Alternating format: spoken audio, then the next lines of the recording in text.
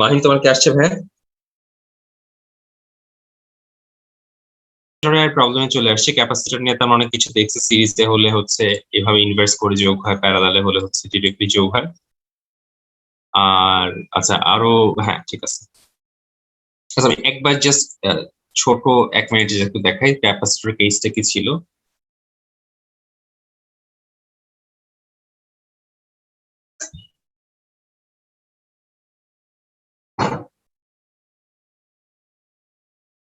Series প্যারালালে equivalent capacitance তো মনে থাকবেই।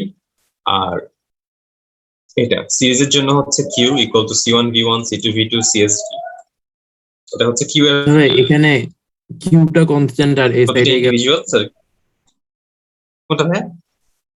সিরিজে চার্জটা কনস্ট্যান্ট কেন থাকে আর এই সাইডে ভোল্টেজটা কেন কনস্ট্যান্ট থাকে?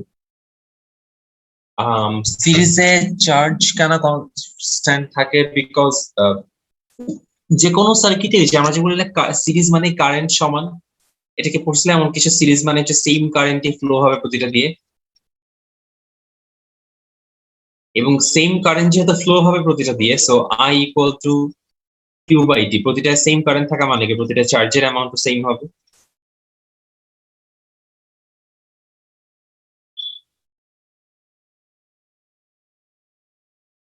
বুঝছো না ভাই?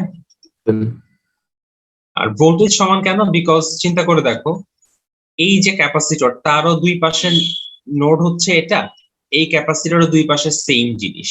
তার মানে কি এদের ভোল্টেজ সেম না হয় কিন্তু কোনো উপায় নেই। দুই পাশে, এটারও দুই পাশে এ এ প্রান্ত, এটারও দুই পাশে বি প্রান্ত, তার মানে দুইজনের ভোল্টেজই কি ভিএ মাইনাস ডিবি হবে না?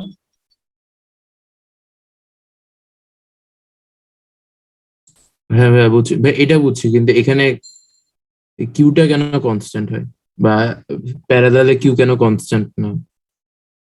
প্যারালালে কিউ কেন কনস্ট্যান্ট না? হ্যাঁ ভাইয়া। আচ্ছা, বিকজ এখান দিয়ে তো এক ধরনের চার্জ যাবে, এখানে তো অন্য চার্জ যাবে। দুইটা তো সমান নাই হইতে পারে। ধরো এটা ভাগ হয়ে গেল, তাদের ক্যাপাসিটেন্স এর উপর ডিপেন্ড করে চার্জের অ্যামাউন্ট তো ডিভাইড হয়ে যাবে, তাই না?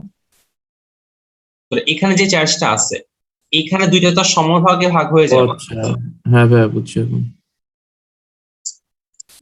এই ফর্মুলাটা মনে রাখবো, সিরিজের জন্য এটা, প্যারালালের জন্য এটা। ওকে, আমরা এখন কনসেপ্টে চলে যাই আবার।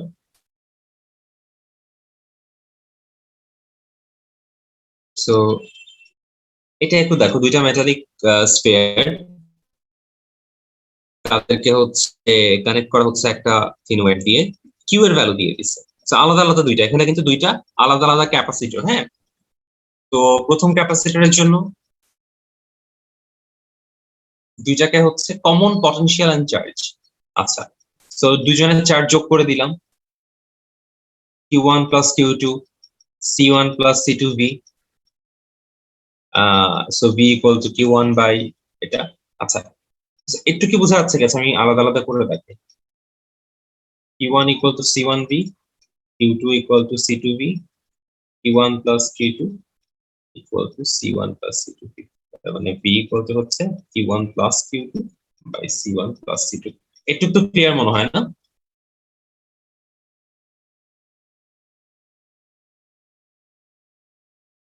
আচ্ছা, এখন টোটাল চার্জ কিন্তু কত? 2 ইন্টু 10⁻⁻⁷। সো আমি এই চার্জের অ্যামাউন্টটাকে রিপ্লেস করে দিতে পারি 2 ইন্টু 10⁻⁻7 দিয়ে, কোনো সমস্যা নেই। আচ্ছা, এখন C1 প্লাস C2 এর ভ্যালু কি? সি এর ভ্যালু কি আমরা জানি 4πε0 r না? তাহলে C1 r1, C2 এর জন্য 4πε0 r2। তাহলে এখানে কত লেখা যায়? 4πε0 r1 প্লাস r2, তার মানে 8 আর 12।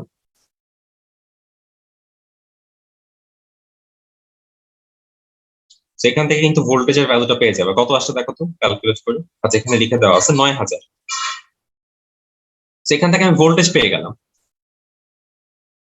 এখন এখানে একটা ট্রিক পার্ট আছে। ট্রিক দাঁড়াও একটু দেখে নেই।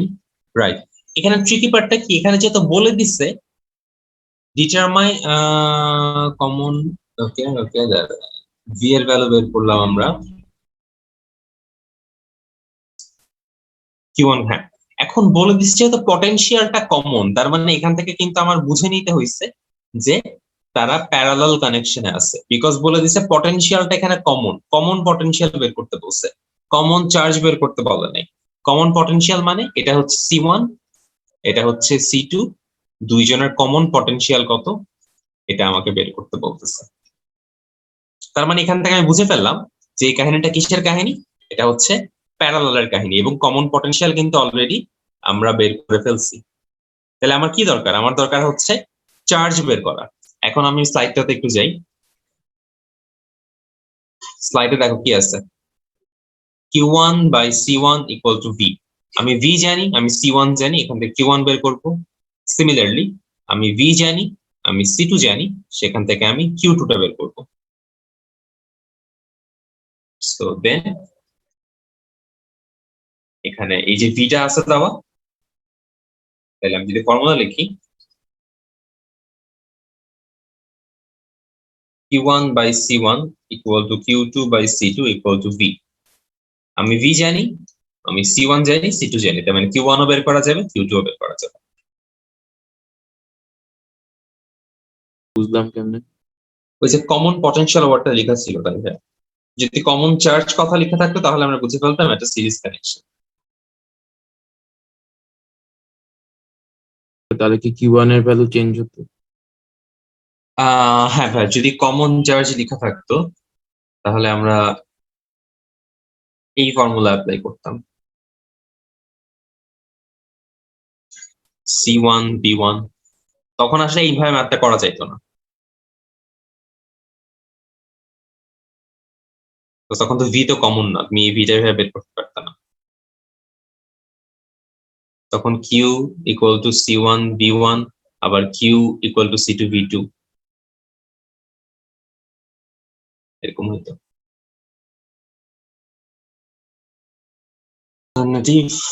আচ্ছা ঠিক আছে থাক। আচ্ছা ইকুইভ্যালেন্ট ক্যাপাসিট্যান্স, আচ্ছা তোমাদের দিয়ে করাই, ঠিক আছে এটা চেষ্টা করে দেখো তো। 39 নাম্বার ওয়ানটা। আচ্ছা এই প্রুফ টাইপ এগুলো দরকার নাই, এই N10 এর প্রুফ এগুলো আসবে না। আচ্ছা নাম্বার 15 তো খুবই সহজ, এবং এটা আসলেই সহজ বিকজ তখন ক্যালকুলেটর অ্যালাউড ছিল। সো এটা ফ্রি মার্কের মতো ম্যাথ আর কি, এটা আমি করাইলাম না, ইনভার্স ইনভার্স ইনভার্স করে আবার ইনভার্স করে দেওয়া এক্সাম্পল 15টা। ঠিক আছে, এরপর টাইপ 6 এ চলে আসতেছি আমরা, প্যারালাল প্লেট ক্যাপাসিটর। আমরা ক্যাপাসিটর দেখছিলাম দুইটা টাইপের হইতে পারে, যদি স্পেয়ার হয় তাহলে 4 পাই এপসাইলন আর, আর যদি প্যারালাল হয় এপসাইলন এ বাই ডি। তো প্যারালাল প্লেটের জন্য এপসাইলন এ বাই ডি, সেটা দিয়ে আমরা এখন ক্যালকুলেশন করব। আচ্ছা এই তিনটা ফর্মুলা আমরা জানি তো, তাই না? এটা এটা এটা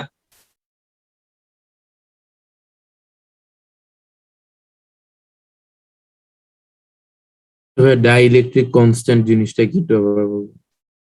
হ্যাঁ ভাই, দুইটা জায়গার পারমিবিলিটি যে ডিফারেন্সটা, তার মানে কে ইকুয়াল টু হচ্ছে এপসাইলন বাই এপসাইলন নট, এটাকে বলা হয় ডাইইলেকট্রিক। মাঝে মাঝে এটাকে ই এপসাইলন আর দিয়েও প্রকাশ করা হয়, মোস্টলি কে দিয়ে আর কি। তো দুইটা মিডিয়ামের পারমিবিলিটি যে রেশিও সেটাকে বলা হয় এপসাইলন।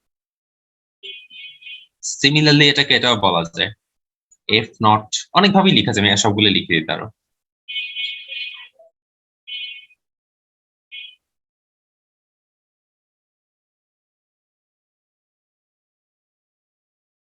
ডেফিনেশনটা আবার বলবেন? হ্যাঁ, কোন একটা মিডিয়ামে পারমিবিলিটি আর ফ্রি স্পেসে পারমিবিলিটি যে রেশিও, এটাই হচ্ছে ডাইইলেকট্রিক কনস্ট্যান্ট। বুঝছো না ভাই?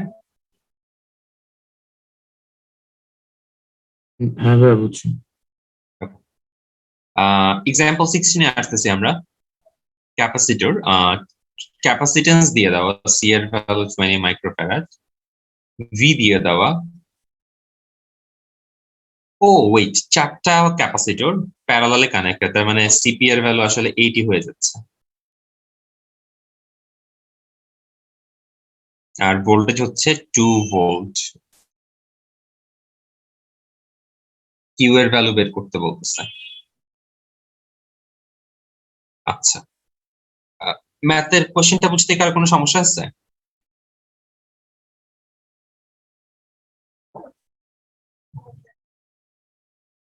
না, 4 ক্যাপাসিটর অফ ক্যাপাসিটেন্স মানে প্রত্যেকটা ইন্ডিভিজুয়ালি 20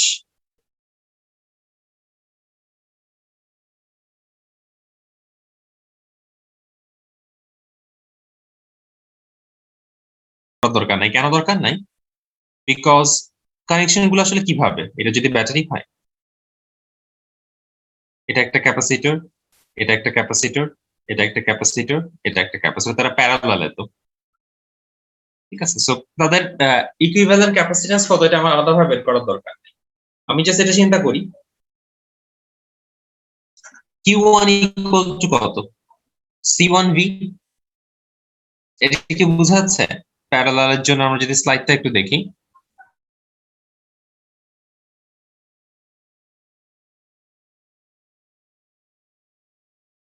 ইকুয়াল টু কত, C1 কনস্ট্যান্ট, তার মানে কি লিখতে পারি আমি, Q1 by C1 equal to V এর ভ্যালু 2 আর C এর ভ্যালু হচ্ছে 20। এটা কি লেখা যায় দেখো তো?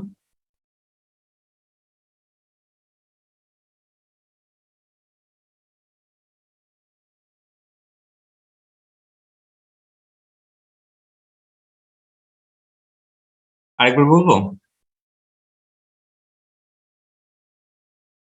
আমার কি আমার নেট প্রবলেম হচ্ছে নাকি?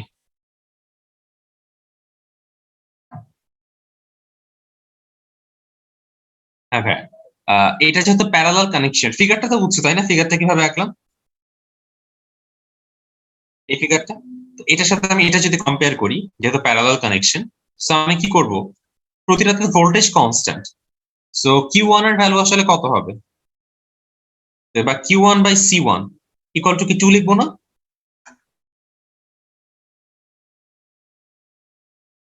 C1 এর ভ্যালু আমি জানি, বসায় দিলাম এখানে, সেখান থেকে Q1 পেয়ে যাব, সিমিলারলি Q2 Q3 Q4 চারটাই পেয়ে যাব।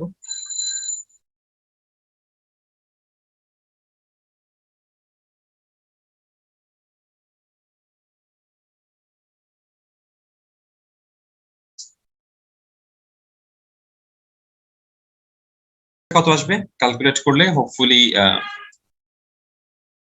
20 into 10 to the power minus 6 into 2, so 4 into 10 to the power minus 5, প্রত্যেকটা আনসারই আসা উচিত 4 into 10 to the power minus 5।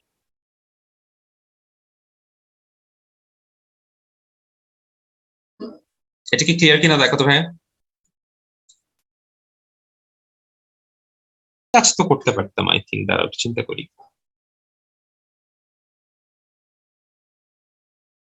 আরেকটা কাজ কি করা যায় তো, যে যদি দাঁড়াও, আমি যদি এইভাবে চিন্তা করতাম, সিপি এর ভ্যালু হচ্ছে 80 into 10 to the power minus 6 এবং এটার ভ্যালু হচ্ছে 2, তাহলে কিউ সিভি করলেই হয়ে যাইতো আসলে। তার মানে 160 into 10 to the power minus 4। দেখো তো বুঝছো কিনা এটা? জি ভাইয়া। ঠিক আছে, তাহলে তোমাদের দুইটাই তো ক্লিয়ার তোমাদের কাছে, তোমরা যেটা ইচ্ছা ওটা চুজ করতে পারো, কোনো প্রবলেম। ঠিক আছে, এবার চলে আসি নাম্বার 17-এ।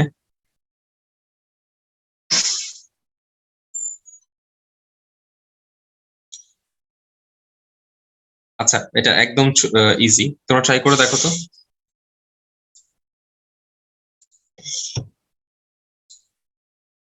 হ্যাঁ ভাই ঠিক আছে।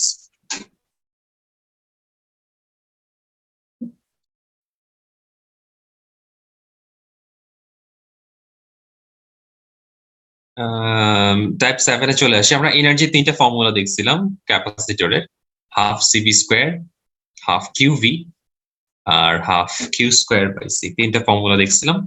যখন যেটা ইচ্ছা আমরা অ্যাপ্লাই করতে পারি, কোনোটাতে কোনো প্রবলেম নাই। Let's see example 18। তাহলে দেখি, ওকে, হ্যাঁ এটা পারতে পারো, একটু চেষ্টা করে দেখো তো। দাঁড়াও চেক করে দেখি 0.0 হ্যাঁ 0.08 ঠিক আছে।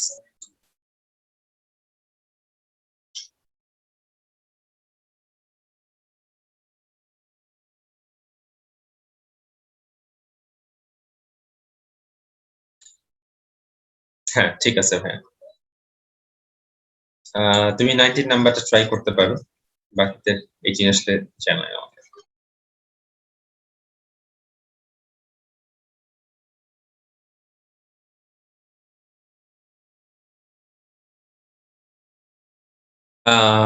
ওয়েট দাঁড়াও দেখি, রাইট হ্যাঁ ডাবল ডিফারেন্স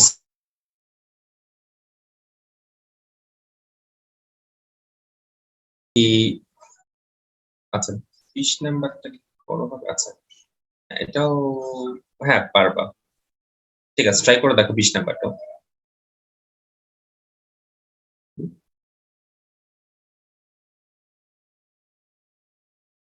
না 125 না।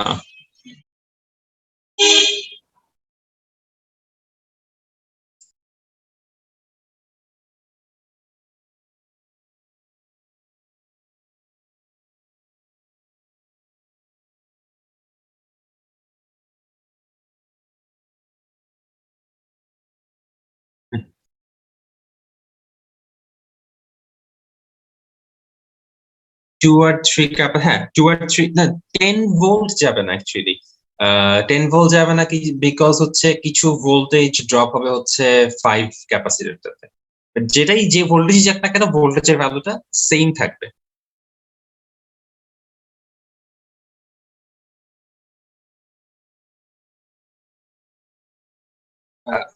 আচ্ছা তুমি তুমি জিনিসটা এভাবে চিন্তা করতে পারো, আচ্ছা আচ্ছা আচ্ছা তুমি প্রথমে এই দুইটার আহ, হ্যাঁ তুমি প্রথমে পুরাটার ইকুইভ্যালেন্ট ক্যাপাসিট্যান্স বের করে দাও, তাহলে কি পুরা সার্কিটে জাস্ট একটা ক্যাপাসিটর থাকবে না? সেই একটা ক্যাপাসিটর দিয়ে কিউ এর ভ্যালুটা বের করে ফেলো, একটা ক্যাপাসিটর একটা ভোল্টেজ সেখান থেকে কিউ পেয়ে যাব। তো সেই যে কিউটা এটা কিন্তু 5এও যত, আচ্ছা এটা আমি করে দিই, এটা মনে হয় বেটার হয়, আমি করে করে দেখাই স্টেপ গুলা।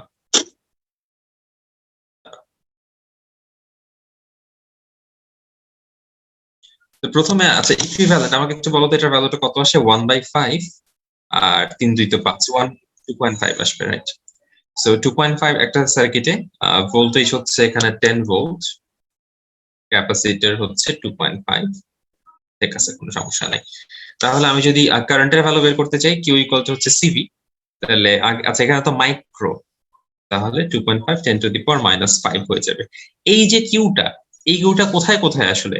এই কিউটা হচ্ছে আমি এভাবে এখন যদি সার্কিটে এভাবে আঁকি 10 ভোল্ট দিয়ে, এখানে যে 5 এখানে হচ্ছে কিউ এর পরিমাণ যত হবে, মানে এই যে কিউটা এত থাকবে, আবার এই যে এই দুইটার যোগ ফলেও কিউ এর পরিমাণ এত থাকবে। এটা কি বোঝা যাচ্ছে? ধরো এখানে একটা 5, আচ্ছা এই 2 আর 3 কে আমি একসাথে আবার 5 লিখলাম, হ্যাঁ আলাদা আলাদা ভাবে লিখলাম, তাহলে আমি কি বলতে পারি যে এখানে এই 5 এইখানেও কিউ যত এখানেও কিউ তত, যেহেতু দুইটা সিরিজে আছে, এটাকে বলতে পারি এই কিউ এর ভ্যালুটা কত এত। আচ্ছা এখন তাহলে আমি জানি কি এই টোটাল এই যে এখানে যে দুইটা ছিল 2 মাইক্রো আর 3 মাইক্রো, দুইটা মিলে কিউ এর ভ্যালু হচ্ছে 2.5 ইন্টু 10 টু দি পাওয়ার -5, এটুক নিয়ে কোনো সমস্যা নাই। এখন এটা এখানে আরেকটা আমি বুদ্ধি খাটাতে পারি, বুদ্ধিটা কি একটু দেখি। এখানে 10 ভোল্ট, এটাও 5 এটাও 5, ঠিক আছে তাহলে এখানে ভোল্টেজ ড্রপ কত? 5 ভোল্ট হবে না এটার আন্ডারে? আচ্ছা তাহলে আমি বলতে পারেন এখন আমি জাস্ট ওই সার্কিটটাকে যদি আঁকি, হ্যাঁ এই এটার জন্য 3, এটা 2 এটা 3, এদের অ্যাক্রসে ভোল্টেজ কত? আমি ভি এর ভ্যালু জানি 5, একটু তো ক্লিয়ার তাই না? আচ্ছা এখন আমি এখানে যেহেতু ভি এর ভ্যালু বুঝতে পারলাম এই জায়গাতে 5, এবং আমার কি বের করতে বলছে